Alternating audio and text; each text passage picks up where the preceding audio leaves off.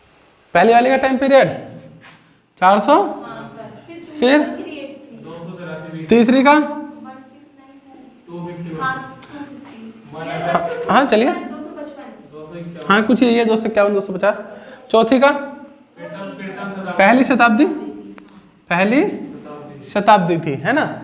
तो हम जानते हैं पहली वाली बहु संगीति जो हुई है वो किसके शासनकाल में हुई है सर, वो हुई थी अजात शत्रु के शासनकाल में। इसी की जानकारी हमसे पूछी गई है। अच्छा दूसरी बहु संगीति किसके शासनकाल में हुई है, याद रखेंगे। दूसरी बहु संगीति कालाशोक के शासनकाल में हुई है। तीसरी बहु संगीति कनिष्क के शासनकाल में हुई है तीसरी, और चौथी अशोक के शासनकाल में हुई है। इसके अलावा यहाँ से एक प्रश्न और बनता है, अध्यक्ष कौन थे। कभी आगे चल के प्रश्न आएगा तो उसकी चर्चा कर लेंगे है ना। राजधानी भी पूछेगा, सब बहुत सारी चीजें यहाँ से करीबन 10-12 क्वेश्चन बन जाते हैं बड़े आराम से। ठीक है, नेक्स्ट 67, मनुष्य का मस्तिष्क कितने भागों में विभाजित है। बढ़िया प्रश्न है, बहुत बढ़िया आंसर। मनुष्य का जो मस्तिष्क है वो 3 भागों में विभाजित है। मनुष्य का जो मस्तिष्क है वो कितने भागों में विभाजित है बेटा सर, 3 भागों में मनुष्य का मस्तिष्क विभाजित है। ऑप्शन नंबर 20 सही आंसर होगा। 68 देखेंगे, पीतल मिश्र धातु के रूप में, मिश्र धातु के मुख्य घटक कौन से हैं। तांबा और जस्ता से आपका पीतल बनेगा। किससे बनेगा, तांबा और जस्ता। ऑप्शन नंबर है सही आंसर, याद रखना। पीतल मुरादाबाद में सबसे ज्यादा प्रयोग में लाई जाने वाली धातु है, और ये तांबा और जस्ता के मिश्रण से तैयार होने वाला पदार्थ है। ठीक है, कौन सा है, तांबा और जस्ता। ऑप्शन नंबर ए यहाँ पर कहानी सही होगी। क्वेश्चन नंबर 69, विद्युत मोटर डैश डैश ऊर्जा को यांत्रिक ऊर्जा में बदल देता है। तो बड़े अच्छे से जानते हैं, विद्युत मोटर जो है विद्युत ऊर्जा को यांत्रिक ऊर्जा में बदलता है। जो भी आपका विद्युत मोटर होगा तो वो क्या करेगा, विद्युत ऊर्जा को यांत्रिक ऊर्जा में बदल देगा। किसमें बदल देगा, हाँ हाँ जनरेटर वही है जो शादी वगैरह में आप देखते हैं घरों में नॉर्मली यूज होता है, वही जनरेटर है जो आपकी यांत्रिक ऊर्जा को किसमें बदलता है, विद्युत ऊर्जा में। जबकि विद्युत मोटर विद्युत ऊर्जा को आपके यांत्रिक ऊर्जा में कन्वर्ट करता है। मोमबत्ती क्या करती है काम, रासायनिक ऊर्जा को प्रकाश ऊर्जा में या ऊष्म ऊर्जा में परिवर्तित करती है। ठीक है ना। गिटार जो बजाते हैं हाथ से, यांत्रिक ऊर्जा को ध्वनि ऊर्जा में। तो ये सब चीजें नॉर्मल है। नेक्स्ट क्वेश्चन आपके पास, राष्ट्रीय प्रतीक में लिखा सत्यमेव जयते, सत्यमेव जयते कहां से लिया गया है। तो याद रखेंगे ये लिया गया है मुंडकोपनिषद से लिया गया है। ऑप्शन नंबर सी सही आंसर हो जाएगा। नेक्स्ट क्वेश्चन है आपके पास 71, यूरोप और एशिया के मिले जुले बड़े भूभाग को क्या कहते हैं। तो हम जानते हैं इसे क्या कहा जाएगा, यूरेशिया कहा जाएगा। क्या कहा जाएगा sir, Eurasia. Option number C सही आंसर हो जाएगा। आगे चलते हैं 72 पर, भारतीय संविधान का जनक किसे कहा जाता है। बड़ा आसान सा है कि हम जानते हैं किसे कहा जाता है, डॉक्टर भीमराव अंबेडकर जी को। लेकिन इन सब के साथ कुछ ना कुछ पहला जुड़ा हुआ है। तो ये पहले पर क्या बने हैं, ये हमारे पहले राष्ट्रपति बने थे, ये पहले प्रधानमंत्री, और ये वल्लभ भाई पटेल उप प्रधानमंत्री बने थे। फिर ये पद बाद में बंद कर दिया गया।